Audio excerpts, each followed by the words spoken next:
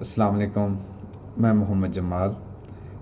मैं अपने यूट्यूब के लिए ना पहली दफ़ा वीडियो बना रहा हूँ और इंशाल्लाह आगे भी लोग बनाते रहेंगे और अच्छी अच्छी वीडियोस आपको हम दे बताते रहेंगे कि अपने बारे में, अपनी लाइफ के बारे में भी, रोज़ की जो ज़िंदगी है, मेरे जो रोज़ के हालात है कैसे हैं, उसके बारे में सारा मैं बताता रहूँगा।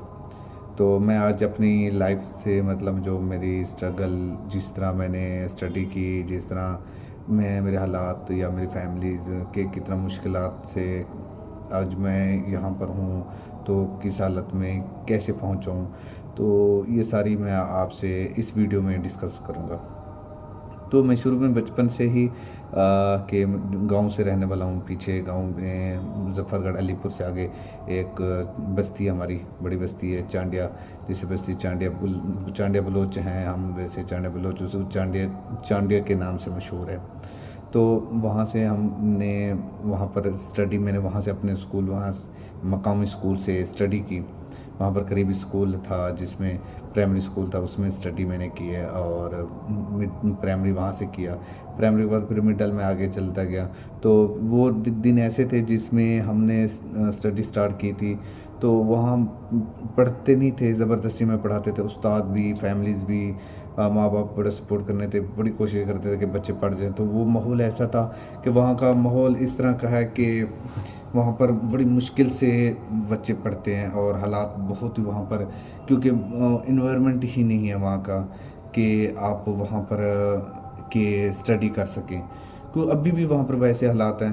तो हमारे वो दौर ऐसा था कि एक हमारे लिए उस्ताद थे जो हमारे लिए बड़े काबिल एहतराम है। वो अभी भी, अल्लाह ताला उनकी लंबी ज़िंदगी करे, अल्लाह ताला उनका साया हमेशा हमारे पर कायम रखे, क्योंकि वो ऐसे थे जिन्होंने हमें आज यहाँ पर मैं मौजूद हूँ तो उसी की वजह से हूँ। ये मैं अगर कहूँ तो ये गलत नहीं होगा, क्योंकि उस शख्स ने ही हम मेरे अब्बू को मोटिवेट किया था, जिसकी वजह से, मोटिवेशन से मेरे अब्बू ने हमें एक हॉस्टल में डाला। तो हॉस्टल में डालने से तो आज हम के किसी मेरी फैमिली में मेरा बड़ा भाई है, मेरी बड़ी सिस्टर में सारे हम एक अच्छी पोस्टों पे या अच्छी जगह पे जॉब कर रहे हैं। तो उसमें ये था कि मैं कॉलेज स्कूल जा रहा था जब मैंने प्राइमरी कंप्लीट, 5वीं क्लास कंप्लीट हो गई थी। तो मैं जब सर्टिफिकेट लेने गया था, मुझे स्कूल से फोर्स थी कि अब सर्टिफिकेट ले आएंगे तो आपका एडमिशन कंफर्म करेंगे 6 क्लास में, वरना नहीं करेंगे। तो मैं जब लेने गया तो उसने मुझे नहीं दिया था सर्टिफिकेट। उसने सर्टिफिकेट नहीं दिया, उसने कहा कि आप अपने फादर को लेके आओ। मैंने अब्बू को कहा तो अब्बू ने कहा ठीक है मैं चल जाता हूँ लेने। वो बाकी सब मेरे क्लासमेट जो थे, क्लास फेलोज थे, सबको दे रहा था, तो वो मुझे नहीं दे रहा था। मुझे कह रहा था आपने ऐसा करना है कि आप अपने अब्बू को भिजवाएं तो मैं उसे दूंगा। तो मैं अब्बू को भिजवाया, तो अब्बू वहाँ पर गए थे। अब्बू ने उनसे बात की तो उन्होंने अब्बू को समझाया कि अगर आप बच्चों को पढ़ाना चाहते हैं तो आप बच्चे के लिए ना ऐसा करना होगा कि आप इनको हॉस्टल में डालें। तो यहाँ पर अलीपुर में बहुत अच्छा स्कूल है जो राशिद मिन्हास के नाम से, तो उसमें 5,000 लड़का पढ़ता है। 5,000 में से तकरीबन 2500 के तकरीबन हॉस्टल में और 2500 डिस्कॉलर हैं।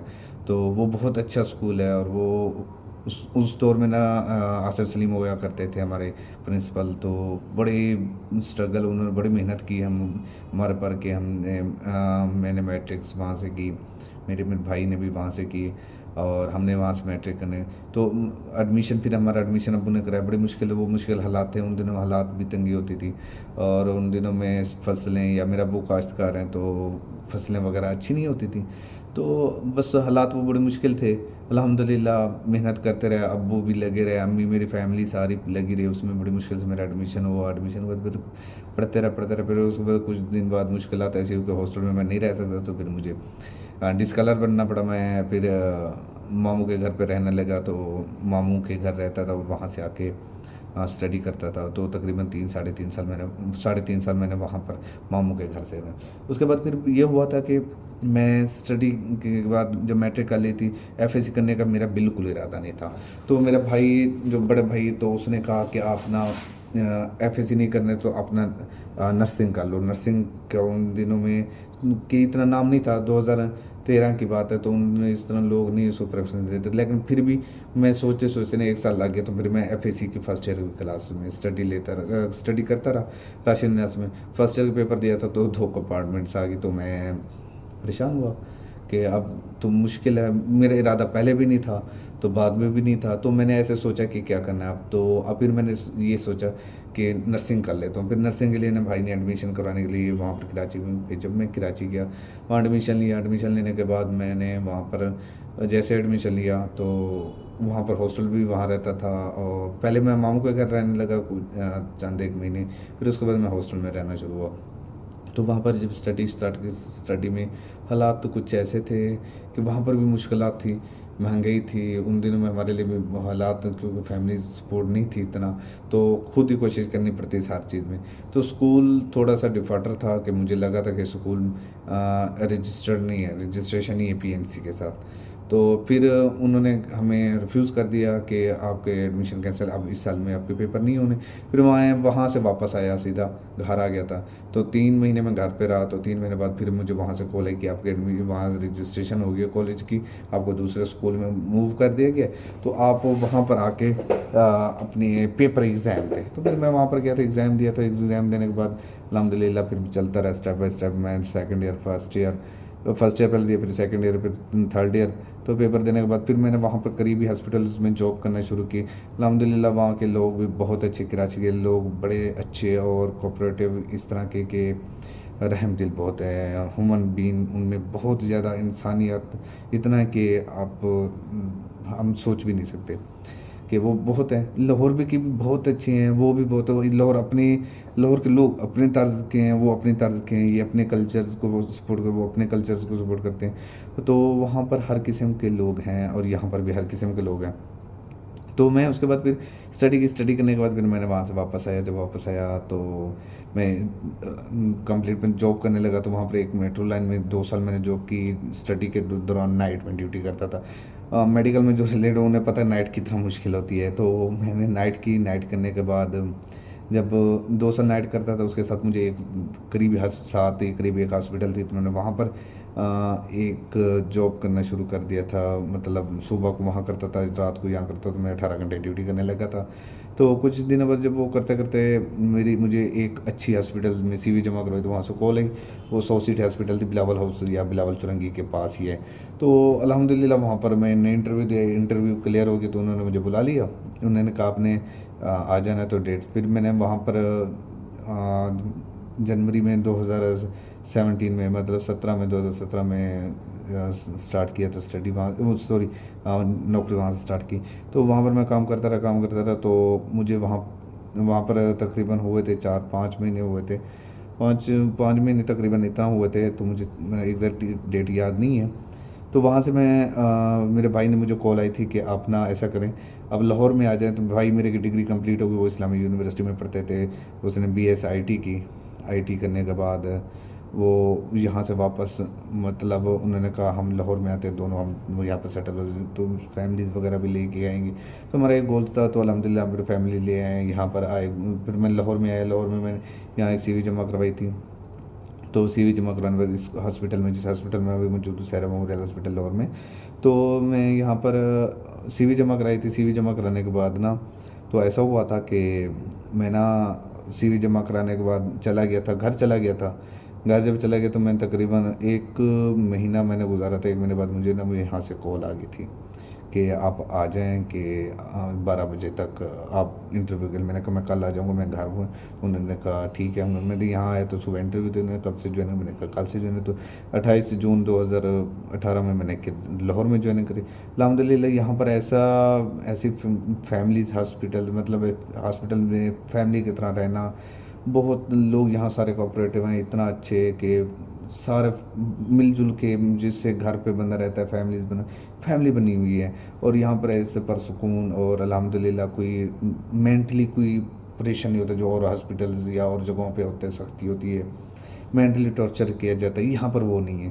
یہاں پر ریلیکسیشن ہے. الحمد للہ کام بھی ہے، ہر چیز ہر کوئی اگر کام بندہ صحیح کرتا رہے یا کام میں امپرومنٹ لاتا رہے تو پروموشن بھی ساتھ ملتی ہے. ہر چیز الحمد للہ بڑھتی جاتی ہے. تو یہاں پر الحمد للہ میں کرتا رہا ہوں. اور اب 2022 سے تقریباً 4 سال ہو گئے تو میں یہاں پر کام کر رہا ہوں. بہت اچھا رہا یہ ایکسپیرینس میرا. تو یہ میرا ایک شارٹ میں نے آپ کو بتا دیا کہ 2006 سے لے کر 2022 سے آج اگست ہے. تو یہ میرے شارٹ گون تھا، تو اس لیے یہ میری لائف کے ایک حصہ تھا، وہ یہ پہلی ویڈیو تھی، میں نے کہا اس میں آپ کو یہ سارا بتا دو۔ اگلی ویڈیو میں آپ کو یہ بھی بتاؤں گا کہ کراچی میں کیسے رہا، وہاں کیسے حالات تھے، کس طرح تھے وہاں پر لوگ، کس طرح کتنا اچھے ہیں اور کیسے سپورٹ کرتے ہیں، اور وہاں کے ہاسپٹلز یا وہاں کے جو مطلب وہاں لاہور کراچی ایسے شہر ہے جہاں پر ہر پاکستان کے ہر کونے سے وہاں پر ہے، ہر صوبے سے وہاں پر جیسے پٹھان ہیں، پنجابی ہیں، بلوچ ہیں، اور سرائکی ہیں، مطلب ہر قسم کے وہاں لوگ موجود ہیں، سندھی تو وہ آلریڈی ہیں، تو وہاں پر مثال بڑا وی آئی پی قسم کا سسٹم رہا، میں نے وہاں پر گزارے، بہت اچھے دن تھے۔ تو پھر اس کے بعد لاہور میں لاہور کا الگ ہی یہ ہے، جسے وہ کہتے ہیں جس نے لاہور نہیں دیکھے تو جمے نہیں، تو یہ لاہور کے اپنا کلچر ہے۔ یہ اسی طرح لائف گزر رہی تھی، تو الحمدللہ شکر ہے خدا کا گزر رہی ہے، انشاءاللہ آگے بھی اچھی گزرتی رہے گی۔ تو اس ویڈیو میں جو میرا سب سے مین مقصد ہے کہ آج میں جس لائف میں جہاں پر پہنچا ہوں، تو وہ ایک ہی بندہ ہے جس کی بیاہ پر، وہ ہے میرے استاد محترم رانا شبیر صاحب۔ ان کی بڑی مہربانی، انہوں نے میرے ابو کو موٹیویشن کی، مطلب موٹیویٹ کیا، انہیں ابو کو کہا کہ آپ انہیں تو آج کیونکہ یہ کریڈٹ انہیں جاتا ہے، تو یہ ان کو کریڈٹ دینے کے لیے میں نے آج پہلی ویڈیو انہی کے نام پہ بنائی۔ اللہ تعالیٰ انہیں خوش رکھے، سلامت رکھے، اور اللہ تعالیٰ ان کی لمبی عمر کرے۔ تو وہ بڑے نائس، اور اتنا وہ لہجے کے سخت تھے انسان، لیکن دل کے بہت اچھے، اور وہ بہت قابل، اور ان کے مائنڈ میں ایسے کہ سوچ انسان کے اندر ایسی سوچ کہ آگے فیوچر دوسروں کو بنا کے دینا، کہ بہت بڑا یہ ایک صدقہ جاریہ بھی کہہ سکتے ہیں۔ تو ان کا بڑا شکریہ، تھینک یو، میں ان کو ان ویڈیو کے تھرو ان کو بھی تھینک یو کہتا ہوں۔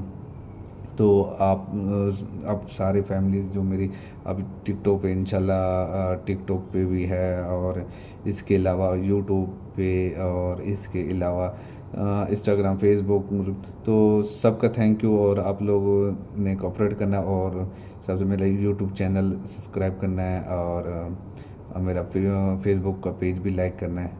تو ریکویسٹ کر سکتا ہوں، نہ نہ کریں وہ آپ کی مہربانی، تو کوئی مسئلہ نہیں۔ تو تھینک یو سو مچ، انشاءاللہ پھر ملتے ہیں اگلی ویڈیو میں۔ السلام علیکم۔